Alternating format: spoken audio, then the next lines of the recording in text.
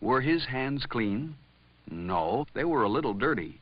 Phil remembered that Mr. Bungle didn't wash his hands. Mr. Bungle's hair was messy, too. Phil didn't want to be like Mr. Bungle. Are you like Mr. Bungle?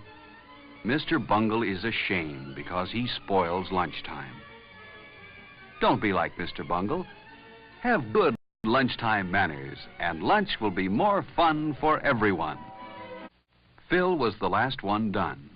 He wiped his mouth and hands carefully with his napkin. Then he cleaned the table where he sat. But Phil didn't want to be like Mr. Bungle, so he put his chair neatly into place. No, Mr. Bungle sat here. Even though this made the children laugh, no one thought that was a fair thing to do. Phil knew that a Mr. Bungle wouldn't have many friends. He wouldn't want to be like Mr. Bungle.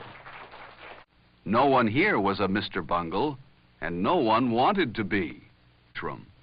At the end of the line, the lunchroom supervisor said she had noticed how polite Phil was, and she smiled at him. She wouldn't smile at a Mr. Bungle. He saved his cake for last. Only a Mr. Bungle would eat his dessert before he'd finished the rest of his lunch. And Phil wasn't a Mr. Bungle. The cake was good. Some children are messy when they drink milk, but not Phil. His hands were dirty, and his hair was messy. But Mr. Bungle didn't stop to wash his hands or comb his hair. He went right to lunch. He put his tray down carefully, pulled out his chair quietly, and sat down. He knew his friends wouldn't like a noisy Mr. Bungle at their table, their hands too. Phil washed his hands well, with lots of soap.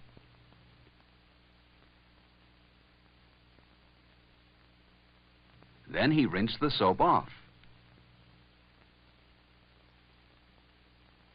Phil dried. Just before lunch one day, a puppet show was put on at school. It was called Mr. Bungle Goes to Lunch. His hands or comb his hair. He went right to lunch.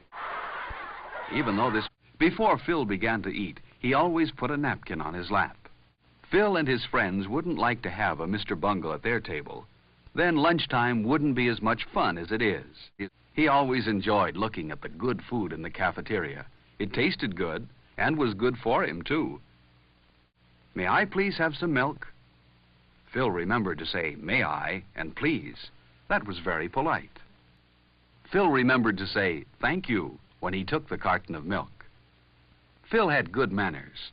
He didn't want to be like Mr. Bungle in the lunchroom. Mr. Bungle probably wouldn't bother to put his lunch tray in the right place either, but Phil and his friends did.